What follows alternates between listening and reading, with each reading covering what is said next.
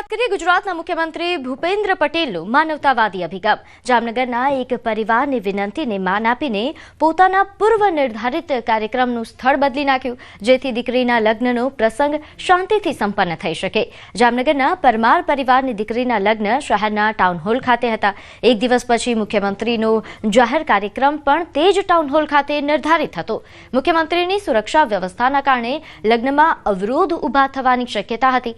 ત્યારે આ સમસ્યા માટે પરિવારે મુખ્યમંત્રી કાર્યાલયનો સંપર્ક કર્યો અને વાતની જાણ થતાં જ સંવેદનશીલ મુખ્યમંત્રી ભૂપેન્દ્ર પટેલે તાત્કાલિક આદેશ આપ્યો કે આપણા કાર્યક્રમનું સ્થળ બદલી નાખો. દીકરીના પરિવારની ચિંતા એ આપણી ચિંતા. પરિવારને મુખ્યમંત્રીએ કહ્યું કે તમે જરા પણ ચિંતા કરશો નહીં, તમારા લગ્ન ધૂમધામથી થશે અને નિર્ધારિત હતા ત્યાં જ ટાઉન હોલ ખાતે જ થશે. અમે અમારા કાર્યક્રમનું સ્થળ બદલાવીશું. આ નિર્ણયથી પરમાર પરિવારની ચિંતા દૂર થઈ છે. પરિવારે મુખ્યમંત્રીનો આભાર વ્યક્ત કરતા કહ્યું કે તેમના એક ફોનથી પરિવારને શાંતિ મળી. હેલો. હા, મેં કોઈ તમારા મેરેજ હતા, અમારે ત્યાં આ લોકો પ્રોગ્રામ કરવાનું કહેતા હતા, પણ હવે ના પાડી છે કે ભાઈ એવું નહીં કરો તમે. મેરેજ હોય એટલે બધાની આપની મુશ્કેલી હું સમજી શકું. મેં કોઈ બીજો હોલ મળે તો તમારો, એટલે તમારા સમયે તમારે કરજો જ ત્યાં. અમે અહીંયાથી ના પાડી દીધી છે. ના ચોક્કસ સાહેબ, થેન્ક યુ સર, આટલું તમે આભાર. ચોક્કસ સર, છતાં બી કઈ તકલીફ હોય તો આ નંબર છે, તમે તાર વાત કરજો. ચોક્કસ સરજી, ચોક્કસ સાહેબ. ભલે. આગળ વાત કરીએ, વડનગર ખાતે સુરોનો મહાકુંભ એટલે કે તાનારીરી મહોત્સવનો ભવ્ય પ્રારંભ થયો છે. મુખ્યમંત્રી ભૂપેન્દ્ર પટેલે આ મહોત્સવને ખુલ્લો મૂક્યો.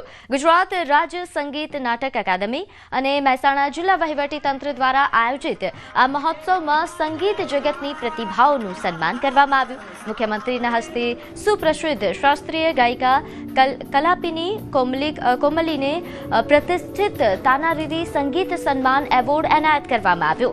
ઉલ્લેખનીય છે કે ભક્ત કવિ નરસિંહ મહેતાની દોહિત્રી શર્મિષ્ઠાની સુપુત્રીઓ તાના અને રીરીએ રાગ મલ્હાર ગાઈને તાનસેનના રાગ દીપકનો દાહ શાંત કર્યો હતો. તેમની સ્મૃતિમાં જ વડાપ્રધાન નરેન્દ્ર મોદીએ આ મહોત્સવની શરૂઆત કરાવી હતી.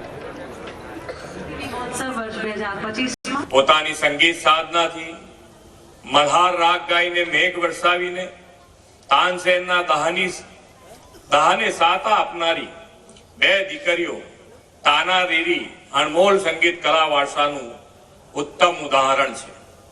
વિશ્વ નેતા અને યશસ્વી વડાપ્રધાન અને વડનગરના પનોતા પુત્ર શ્રી નરેન્દ્રભાઈ મોદી આજના યુગમાં સેવા સાધનાનું એવું જ જીવંત ઉદાહરણ રાષ્ટ્ર પ્રથમના ભાવથી કાર્યરત રહીને देश और दुनिया ने पूरू पाड़ी रहा है. तानारीरी के धरती पे और आज के हमारे जो करता धरता हैं श्री नरेंद्र मोदी जी के जन्म स्थल पे मैं मेरा मस्तक जमीन पे छू के मुझे यहाँ आशीर्वाद प्राप्त हुआ. તાનારીરી મહોત્સવનું સ્ટેજ એક બહુ જ સુપ્રસિદ્ધ, બહુ જ પ્રેસ્ટિજિયસ સ્ટેજ ગણાય અને હું ખૂબ ખુશ છું. આઈ ફીલ વેરી લકી કે મને અહીંયા પરફોર્મ કરવાનો મોકો મળ્યો. તો રાજકોટના ગોંડલના ચકચારી રાજકુમાર જાટ આત્મહત્યા કેસમાં તપાસનો ધમધમાટ. ગોંડલના પૂર્વ ધારાસભ્ય જયરાજસિંહ જાડેજાના પુત્ર ગણેશ પોતાના સમર્થકો સાથે સુરેન્દ્રનગર જિલ્લા વડાની કચેરી ખાતે પહોંચ્યા. તપાસ મામલે જિલ્લા પોલીસ વડા દ્વારા ગણેશ ગોંડલને પૂછપરછ માટે બોલાવવામાં આવ્યા હોવાની શક્યતાઓ છે. રાજકુમાર જાટ આત્મહત્યા કેસની તપાસ સુરેન્દ્રનગર જિલ્લા પોલીસ વડા પ્રેમસુખ ડેલુને સોંપવામાં આવી છે.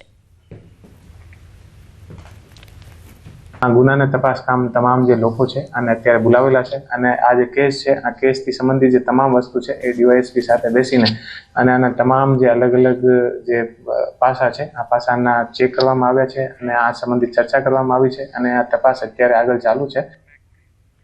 તો કચ્છના ભચાઉમાં જૈન દેરાસરમાં તસ્કરો ત્રાટક્યા.